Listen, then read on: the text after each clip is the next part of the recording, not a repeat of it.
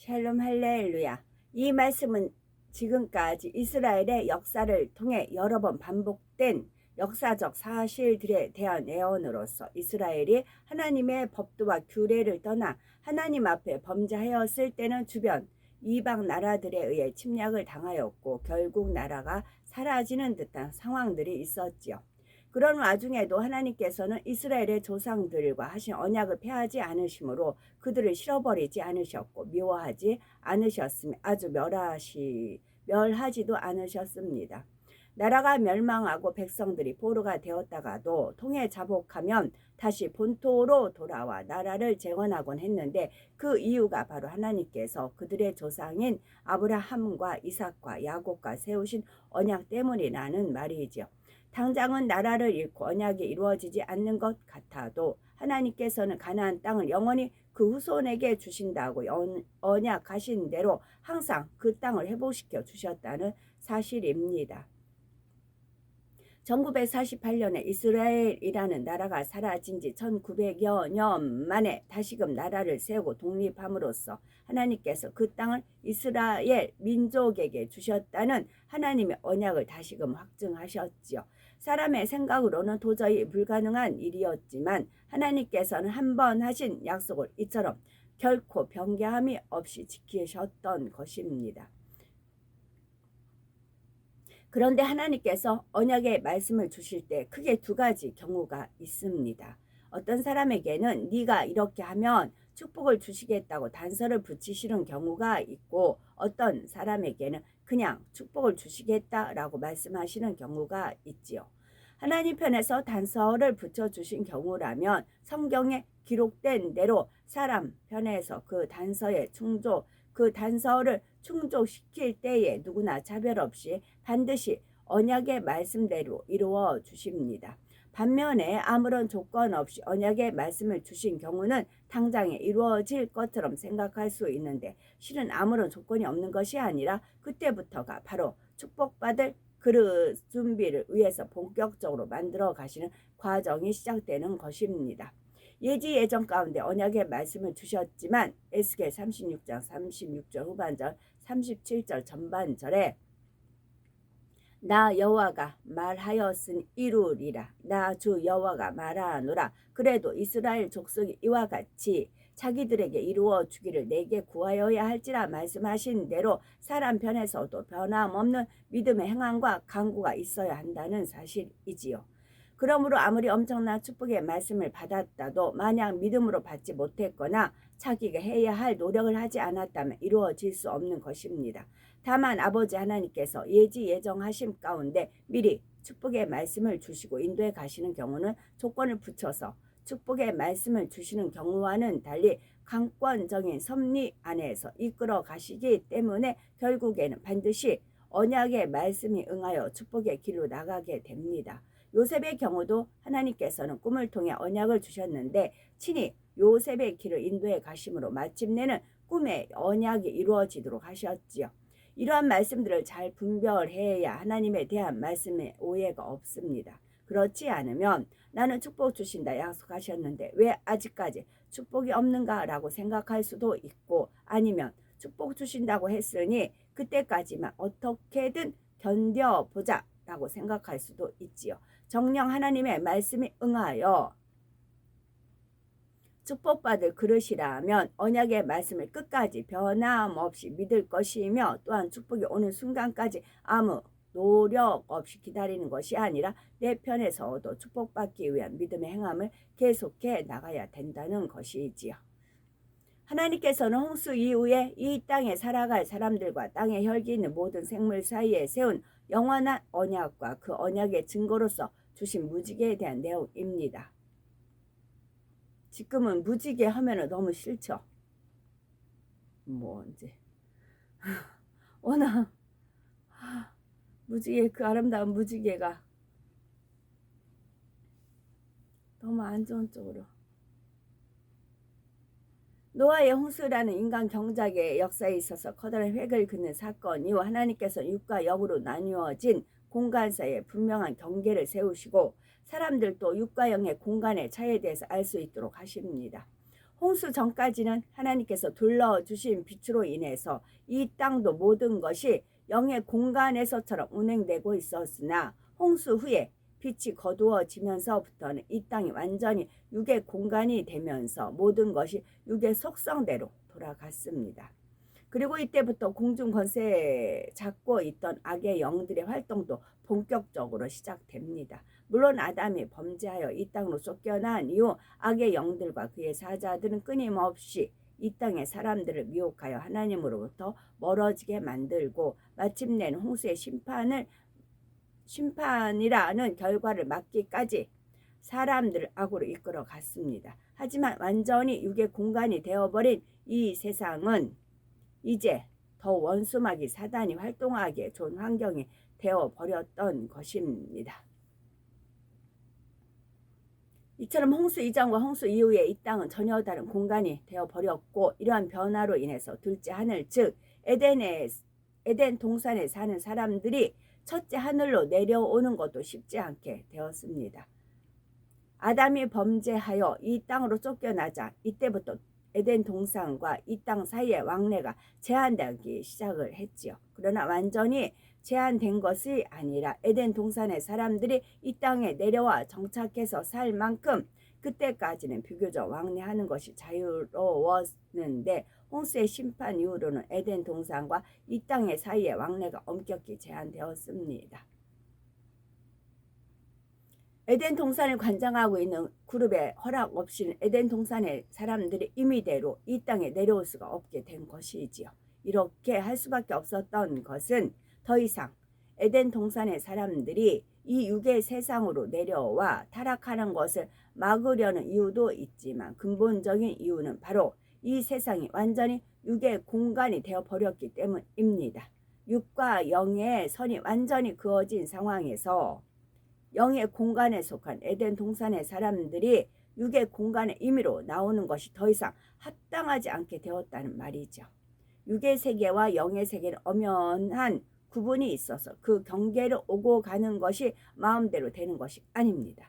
그래서 에덴 동산에 사는 사람들뿐만이 아니라 셋째 하늘에 있는 영의 존재들도 육의 세상으로 내려올 때는 엄격한 질서와 법칙에 맞추어야 하는 것입니다. 아무 때나 아무 곳에나 선지자들이 이 땅에 내려올 수 있는 것이 아니고 천사장이나 천사들도 내려올 수 있는 것이 아닙니다.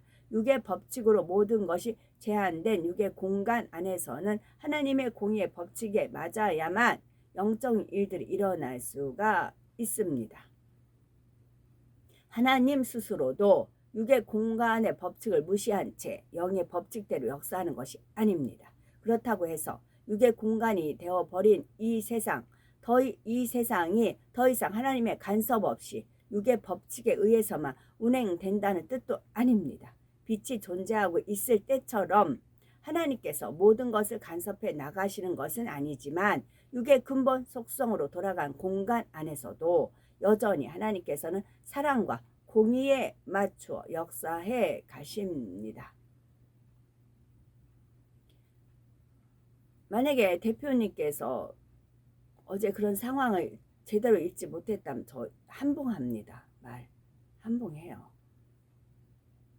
근데 읽으셨고 더 하늘의 지혜를 받으시고 더 명철을 받으시고 이제 그러실 수 있고 늘 마음밭을 깨끗이 정결하게 늘 회개하시고 또 계속 또 하나님 말씀으로 무장하시고 그런 하나님께서 보시기에 복되다 하시기 때문에 제가 말씀을 드리는 겁니다.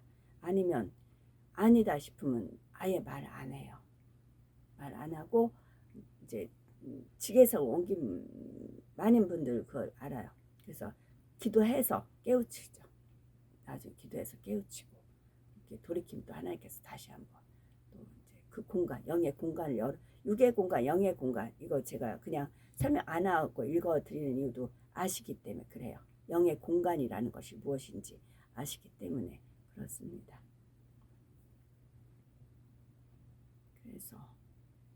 그래서 11절에 내가 너희와 언약을 세우리니 다시는 모든 생물을 홍수로 멸하지 아니할 것이라 땅을 침몰한 홍수가 다시 있지 아니하리라 말씀하셨는데 구체적으로 말씀드릴게요. 그것이 왜냐면 자꾸 해야 소나기에 쥐어지는 거죠. 빙빙 돌을 그러니까 빙빙 돌지 않고 제가 두 경우 케이스예요. 그래서 사람이 마음이 변화가 되는 것이 읽을 수 있는 그런 것이 저는 어릴 때부터 이제 드라마를 쭉 봐왔댔잖아요. 그러면 선인은 선한 얼굴, 악인은 악한 얼굴, 간사한 자는 간사한 얼굴. 그런 분장도 그렇고 어휘 쓰는 것도 그렇고 말투도 그렇고 그런 데서 어릴 때부터 그걸 이제 공부를 시키셨던 거였습니다. 그래서 뭐 이렇게 쭉쭉 그런 것이 있는데 제가 아는 언니 하나가 있어요. 제가 그 초등학교, 중학교, 중학교 엄마 돌아가시 하여튼 그쯤이었어요. 일가 친척 언니였어요. 어느 날 보면 제가 이렇게 이제 가면 다리 있죠. 다리를 막 반딱반딱 닦아요. 우리 팔 다리 안에 그 다리를 비누하고 그걸 몇 번을 제가 봤어요. 다리를 이렇게 닦아대요.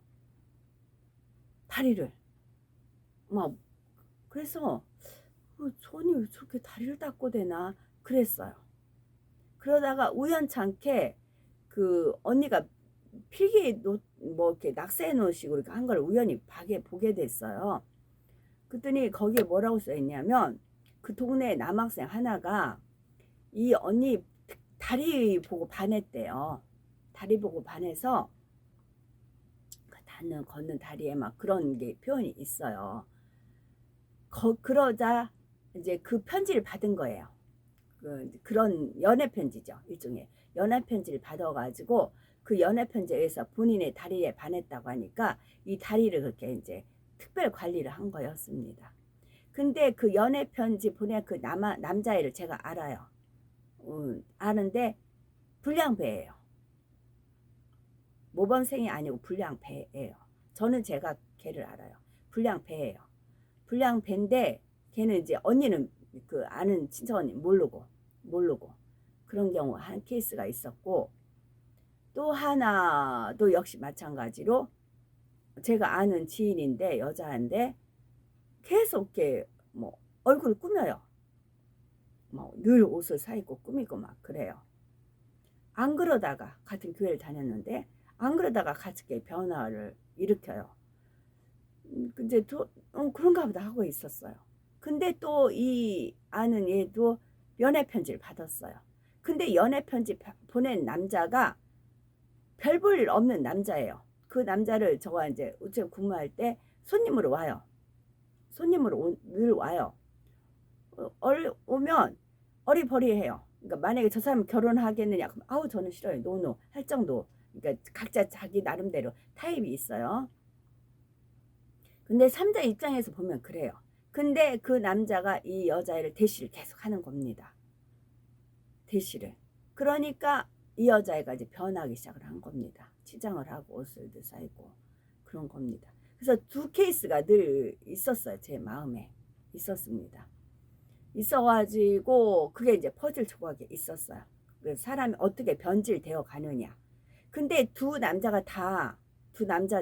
남자가 근사하고 괜찮고 멋있고 그러면 괜찮겠지. 근데 둘 다 아니었어요. 하나는 불량배였고 하나는 어리버리한 남자였고 그랬어요. 그런데 그들의 관심을 끌자 여자들은 변하더란 얘기죠. 상대하고 상관이 없이 잘났든 못났든 어쨌든 자기한테 관심을 주니까 여자들은 이렇게 변하더란 얘기죠.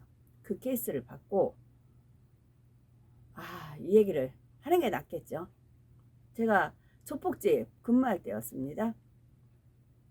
말씀드리는 게 낫겠죠. 저는 50대였고 그 조폭부는 30대 후반이었습니다.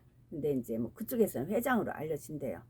보통 홍콩하고 필리핀, 마카오가 있대. 거기 주로 해외 생활을 하는데 국내는 어쩌다 오면 일주일 정도 있다가 다시 가고 그러는가 봅니다. 근데 저 있을 때 왔어요. 저 있을 때 왔고 제가 여화를 돌보니까 여화방이 그 옆방에 그 사장님 혼자 그 조폭이 혼자 거하는 방이었어요. 근데 이제 그 암막 커튼 쳐가지고 낮에 와서 자야 되니까 이제 항상 깜깜하게 해놓은 그런 상황이었습니다. 저는 아기가 이제 새벽에도 뭐 기저귀도 갈아야 되고 우유도 타야 되고 하니까 잠을 설치죠. 그러다가 아기가 깨서 생기고 나서 주방 갔다가 딱 오는데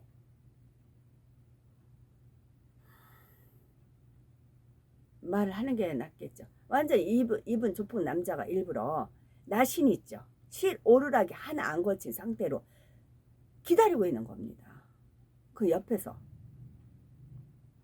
저는 하나님 오더에 의해서 거기서 일을 하고 있잖아요.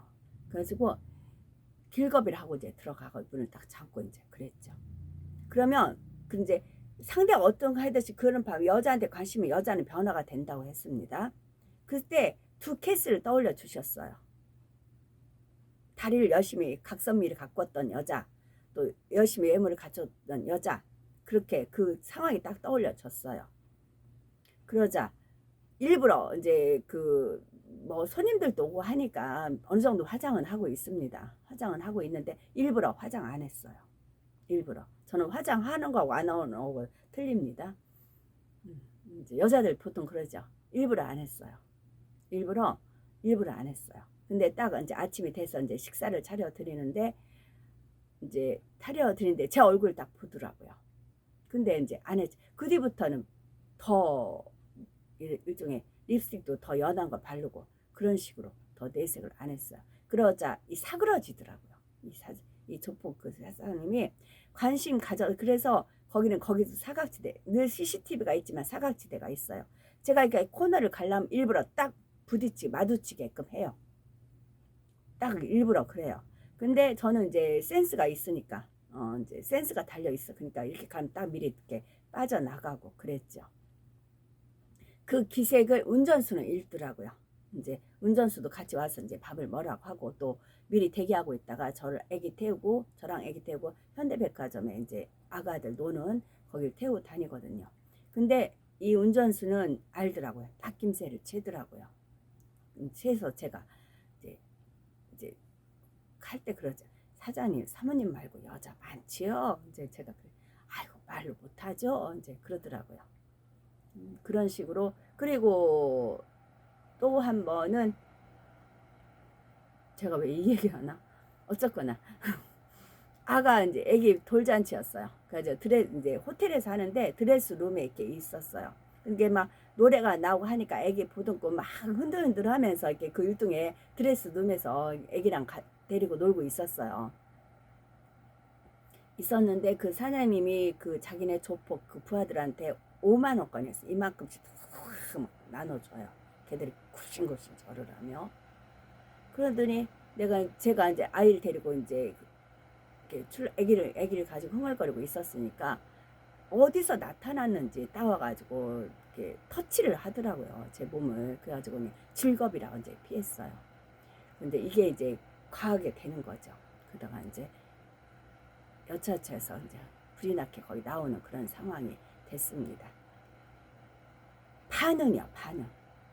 원수막이 이제 뱀이 그러잖아요. 개구리가 그러죠. 뱀은 살아있는 것만 잡아먹습니다. 살아 움직이는 것만 잡아먹습니다. 그럼 개구리가 이제 뱀이 쉬 하고 와요. 그럼 개구리가 죽었다고 딱 뻗어버리잖아요. 딱 뻗어버리면 안 건드려요. 근데 겁먹거나 반응을 보내면 얼커니 재밌다 그러죠. 고양이가 쥐들 잡아놓고 금방 어떻게 처리 안 해요. 갖고 놀아요. 이리 갖고 놀고 저리 갖고 놀고. 저도 한번 본 적이 있었거든요. 고양이가 쥐를 잡아놓고는 갖고 놀아요. 장난감 굴리듯이 갖고 놀아요. 원수막이 사단 루시퍼도 그런다고요. 우리가 반응을 보이면 갖고 논다고요. 쥐 그물망에 들어왔으니까 갖고 논다고요.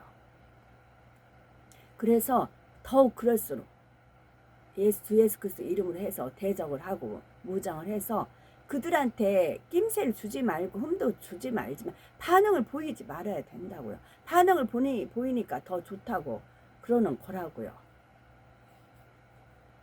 그래서 여기서 이제 하나라도 취할 거 있으면 취하면 좋고요. 저는 다 이게 하나님한테 제가 공부한 겁니다. 공부한 거라 그렇게 됐고요.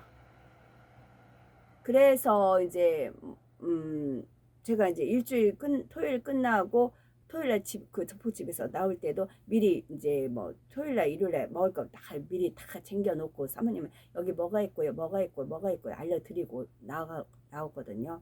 근데 그때 이제 그 저폭 사장이 있을 때 제가 그만뒀더니 막 그 자기 부인을 막 찌르는 게 느껴지다고. 저는 이제 항상 카트 끌고 다니니까 막 나오는데 막 뒤늦게 쫓아갔어요. 막 5만 원을 찔러줘요. 그러니까 그 저폭 사장이 그러니까 그 사람을 다룰 줄 아니까 자기 밑에 부하들이 많으니까 5만 원을 줘라, 차비를 줘라 이제 챙겼나 봐요. 근데 얼떨결에 사모가 첫 번째는 줬어요. 그 다음에도 또 계속 이제 그럴 거 아니에요. 그러니까 이제 실은 그게 나타났어요. 눈치가 나타났죠. 그래서 하나님께서 이제 여기 그만둬야 되겠네요. 이제 그랬죠. 그래서 이제 그렇자면 이제 그만둔 거고 그래요. 그래서 반응 보이지 말라고요. 원수마귀 사단 루시퍼가 우리 반응을 본다고요. 뱀이라고 생각을 하시면 돼요. 뱀이라고. 반응 보이지 말고 오직 하나님을 향해서 주님에 대해서 그 상황을 그냥 기도를 하시면 됩니다. 어제 같은 경우도 그렇더라고요. 저 이제 걔를 제가 막 째려도 보기도 하고 막 쳐다봤을 그랬더니 걔가 막 핸드폰을 가지고 막 작동하기도 하고 그러더라고요. 하나님께서 마치 마이클 잭슨이 막 커다란 십자가 걸고 막 그런 막 생각하는 거 있죠. 막 그와 같은 그런 것도 연상시켜주고 이제 그랬죠. 그러다가 베드로 그 말씀 이제 물 위에 바람을 볼래 나를 볼 그거 있잖아요. 그래서 얼른 제가 몸을 돌려서 이제 주님이 이제 그렇게 찬양을 하고 그다가 아버지 마음이 이제 전해주셔서 이렇게 방언하고 그렇게 해서 마무리가 됐습니다. 11절에 순탄 이렇게 내가 너희와 언약을 세우리니 다시는 모든 생물을 홍수로 멸하지 아니할 것이라 땅을 침몰한 홍수가 다시 있지 아니하리라 말씀하셨는데 이 말씀의 의미가 문자적으로는 단순히 물이 심판이 다시는 있지 않을 것이라는 뜻이지만 영적으로는 육의 공간이 되어버린 이 세상이라 해도 아버지 하나님께서는 여전히 공의와 사랑 가운데 모든 것을 운행해 가신다는 의미입니다. 13절에는 내가 내 무지개를 구름 속에 두었나니 이것이 나와 세상과의 언약의 증거니라 말씀하셨습니다. 이는 단순히 다시는 물로 심판하지 않으시겠다는 의미로서 구름 속에 무지개를 두신 것이 아니라 비록 육의 공간 안이지만 하나님의 공의와 사랑이 성립되어지면 영의 일들이 일어날 수 있다는 의미로서 언약의 무지개를 두셨다는 사실이지요. 여기서 구름은 단순히 이 땅의 구름을 말하는 것이 아니라 제2 하늘이라는 영의 공간을 규정하는 것입니다. 그러므로 영의 공간을 의미하는 구름 속에 영의 공간이요. 영의 공간을 의미하는 구름 속에 바로 언약의 증거인 무지개를 두셨다는 것은 비록 육의 공간이 되어버린 이 세상이지만 하나님께서는 이 육의 공간 속에서도 영의 공간의 일들로 역사해 가신다는 의미입니다. 쉽게 말해서 이제 이 땅이 육의 공간이 되었으니 영의 공간에 계신 하나님과는 완전히 상관이 없게 된 것이 아니라 하나님께서는 여전히 간섭하실 것이고 공의와 사랑에 맞춰 육의 공간 안에서도 영의 공간의 일들을 나타낼 것이라는 말이죠. 만일 하나님께서 공의와 사랑에 맞추어 계속 육의 공간 안에서 역사하지 않으신다면 이 세상은 완전히 원수마귀 사단에게 사로잡혀 어둠의 공간이 되어 버렸을 것입니다. 하나님께서 공의와 사랑에 맞추어 계속 육의 공간 안에서 역사하지 않으신다면 어제 같은 경우도 육의 공간에서 역사를 해주셨죠. 그 답을 딱 거기에 신경 쓰지 말고 하나님을 찬양을 하라. 바람을 보지 말고 주님을 봐라. 그래 안 빠진다. 하지만 하나님께서는 빛이 거두어진 후에도 계속해서 육의 공간 안에 영의 공간의 일들을 펼치심으로 하나님의 나라가 확정되어 갈 수 있도록 하셨죠. 그래서 저는 거의 이제 눈을 안 뜨고 눈을 딱 감으면 제 앞에 이제 빛이 있어요. 그 빛을 놓고 막 이렇게 찬양을 하면 그 빛에서 막 이렇게 빛이 더 이렇게 강해진다고 해야 되나? 더 막 강해져가지고 빛이 막 이렇게 분산돼 나오거든요. 주로 저는 그렇게 하려고 해요. 그러다 보면은 앉아서 하는 건 가능한데 거기 서서 하다 보면 이렇게 눈 감고 하다 보면 이렇게 헛발 디딜 수가 있잖아요. 다칠 수가 있잖아요. 그래서 눈을 뜨긴 떠요. 눈을 뜨다 보면 산만해지죠. 산만해져가지고 집중이 안 될 수도 있고 우리가 기도할 때 이제 주로 눈 감고 기도하는 게 집중 때문에 그런 거잖아요. 차단을 하고 그 안으로 몰입하기 위해서 그런 거잖아요. 그래서 거의 눈을 감고 하려고 하지만 이제 헛발 뒤지니까 이제 바깥에서 할 때는 눈을 뜨고 그렇게 이제 눈을 떴다 감았다 그렇게 하는 거죠. 그랬을 때 하지만 하나님께서 빛이 거두어진 후에도 계속해서 육의 공간 안에 영의 공간에 일들을 펼치심으로 하나님의 나라가 확정되어 갈 수 있도록 하셨지요. 어제는 하늘이 어마어마했습니다. 그 인사동 그 안국동에서 할 때 왜냐하면 하나님과 대화가 이제 그때 이루어진 거였으니까 하나님 대화가 이루어진 어마어마했었습니다. 이제 사진 찍을 수는 없었고 그러나 천국에 가면 하늘 자 보세요. 천국에 갔어요. 제가 이 말씀 카톡에 했어요. 기록화가 됐어요. 그러면 그 상황 하늘에 막 이렇게 막 진짜 어마어마했습니다. 천지개벽 진짜 천지창조 있을 정도로 하늘이 어마어마했습니다. 하나님이 해가 이제 나타나시면서 하나님 말씀을 하셔요. 하나님 말씀하신 겁니다. 말씀해서 제 영으로 받은 겁니다. 제가 또 화답을 했어요. 방언으로 화답을 하늘 쫙 펼쳤어요. 그러면 하나님이 등장하신 하나님만 등장할까요? 아니죠. 믿음의 선진들이요. 그 뒤에는 믿음의 선진 쫙 있습니다. 그 우편에는 주님이 계시고요. 천사란 천사 다 호위합니다. 그 장관이에요. 완전 장관. 그러자 이제 구름으로 해서 이제 자 구름이 이제 하늘 있고 그다음에 구름이 왔다 이제 구름이 이렇게 흐름이 있습니다. 그 해가 들어갔다 나왔다 들어갔다. 하나님은 말씀하시고 저한테 이 땅을 내가 저렇게 저런 자까지도 나를 능욕하고 모욕하고 멸시하고 그러는데 그래도 이 세상 있겠냐 불살아야 되지 않겠느냐 그런 말씀을 저한테 쫙 하십니다. 제가 그 말씀을 받았습니다. 그리고 나서 화답을 했습니다. 방언 그 증인들이 있어요. 앞에 찬양팀들이 있어요. 제가 방언했다 했어요. 또 이제 그 팀들은 워낙 이제 제가 이상해도 이제 인정한 팀들이 온 거니까 받아들인 분들이 오니까 그래가지고 하자가 없어요. 그러니까 제가 어떻게 하든 그래서 마음껏 펼칠 수가 있는 겁니다. 그리고 제가 방언을 회답을 했습니다. 눈물로 호소를 했고요. 하나님 그 그리고 마침 우리 지금 창세기 노아 그 물심판 또 읽어드리고 있잖아요. 그랬습니다. 그리고 나서 하나님이 땡땡 하면 끝이거든요. 그때까지는 보류를 하는 아브라함 끝까지 그잖아요. 10명까지 막 그렇게 구하잖아요. 그 실갱이를 수없이 했지만 다시 한번 확정하고 증거를 보여주시는 겁니다. 증거를 봐라. 네 눈으로 직접 봐라. 우리는 이게 한 편만 보는 거잖아요. 단지. 근데 하나님 그 수많은 지금 현재 일어나고 있는 이 지구상에서 일어나는 뭐 사단한테 뭐 찬양 뭐 그런 것도 있고 그렇다면서요. 전 세계적으로 지금 일어나는 이 상황을 지금 하나님 이걸 밟고 계시다고 생각을 해보세요. 근데 그 중에 일부분만 저한테 보여주신 겁니다. 이래도 내가 이 땅은 불살해야 되지 않겠느냐. 내 심판이 합당하지 않느냐. 그거를 제시하는 것입니다. 네, 아멘입니다. 아버지 뜻 가운데 있나이다. 그렇게 고백을 드렸지요. 이 짧은 제가 얘기지만 이것이 이제 천국에 가면 핑크성이 아마 핑크성일 거예요. 핑크성에 쫙 멋들어지게 이 장면이 펼쳐집니다.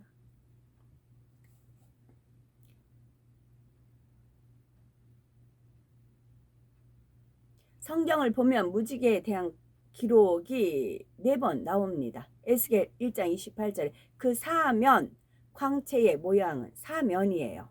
비 오는 날 구름에는 무지개 같으니 이는 여호와의 영광의 형상의 모양이라. 내가 보고 곧 엎드려 그 말씀하신 자의 음성을 들으니라 하였죠. 바로 여호와의 영광의 형상의 모양에서 나오는 사면 광채가 비 오는 날 구름에 있는 무지개 같다고 한 것입니다. 계시록 4장 3절에 앉으신 이의 모양이 벽옥과 홍보석 같고 또 무지개가 있어 보좌에 둘렀는데 그 모양이 녹보석 같더라 말씀하셨지요. 천국 하나님의 보호자를 무지개가 두르고 있음을 말해주고 있습니다. 계시록 10장 1절은 내가 또 보니 힘센 다른 천사가 구름을 입고요. 구름을. 또 내가 보니 힘센 다른 천사가 구름을 입고 하늘에서 내려오는데 그러다 보면 그 구름이 천사 날개에 쭉 펼쳐있는 그 날개 형상을 하고 있는 경우가 있어요. 그 머리 위에 무지개가 있고 그 얼굴은 해같이 그 발은 불기둥 같으며 했습니다. 장차 7년 환란 때에 심판하는 엄청난 권세를 가지고 있는 힘센 천사의 머리 위에 무지개가 있는 것입니다. 이처럼 무지개는 하나님의 형상이나 하나님의 보호자와 매우 밀접한 관계를 가지고 있는 것으로서 예외적으로 하나님을 대신하여 심판하는 권세를 가지고 오는 특별한 천사에게는 그 증거로서 머리 위에 무지개가 주어진 것입니다. 과학에서는 무지개를 단순히 물방울에 비친 빛이 굴절하면서 나타나는 현상으로 가설을 세우죠. 영적으로 무지개는 이처럼 특별한 의미를 가진 것으로서 하나님께서는 이러한 무지개를 사람들과의 언약의 증거로 구름 속에 주신 것입니다. 근데 지금은 무지개를 딱 보면 개수를 세봐요. 빨주, 노초, 파, 남색이 빠진 것 같더라고요. 남포. 그래서 무지개에 대한 그런 것이 또 이제 죄를 뿌려놓은 것이고요. 하나님께서는 언약의 증거로서 구름 속에 무지개를 두셨듯이 때로는 확실한 증거로 하나님의 말씀을 확증해 주십니다. 요한복음 1장 32절에서 34절 내가 봄에 성령이 비둘기같이 하늘로서 내려와서 그의 위에 머물렀더라. 나도 그를 알지 못하였으나 나를 보내어 물로 세례를 주라 하신 그이가 나에게 말씀하시되 성령이 내려서 누구 위에든지 머무는 것을 보거든 그가 곧 성령으로 세례를 주는 이인 줄 알라 하셨기에 내가 보고 그가 하나님의 아들이심을 증거하였노라 말씀하고 있습니다. 세례 요한이 구세주로 오신 예수님을 알아볼 수 있었던 것은 바로 성령이 비둘기 같이 하늘로서 내려 예수님의 머리 위에 머무는 것을 보았기 때문이지요. 예수님께서도 자신이 하나님의 아들이요 메시아이심을 나타내기 위해서 증거를 나타나셨는데 요한복음 10장 25절에 내가 너희에게 말하였으되 믿지 아니하는도다. 내가 내 아버지의 이름으로 행하는 일들이 나를 증거하는 일이거늘 말씀하신 대로 아버지의 이름으로 행하시는 일들입니다. 히브리서 2장 4절에 하나님도 표적들과 기사들과 여러 가지 능력과 및 자기 뜻을 따라 성령에 나눠주신 것으로서 저희와 함께 증거하셨느냐 말씀하고 있습니다. 이 밖에도 하나님께서 보내신 사람을 나타내거나 하나님의 뜻 가운데 이루어지는 일을 나타내기 위해서는 그에 따르는 증거들이 있습니다.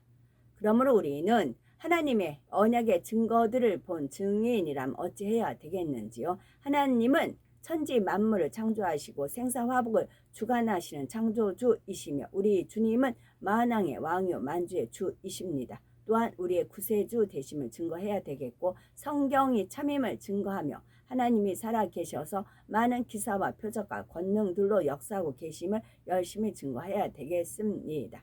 히브리서 12장 1절 2절 이러므로 우리에게 구름같이 둘러싼 허다한 증인들이 있으니 모든 무거운 것과 얽매이기 쉬운 죄를 벗어버리고 인내로써 우리 앞에 당한 경주를 경주하며 믿음의 주요 또 온전케 하신 이인 예수를 바라보자 말씀하신 대로 모든 무거운 것과 얽매이기 쉬운 죄를 벗고 오직 주만 바라보며 달려가야 할 것입니다. 무거운 것과 얽매이기 쉬운 죄요.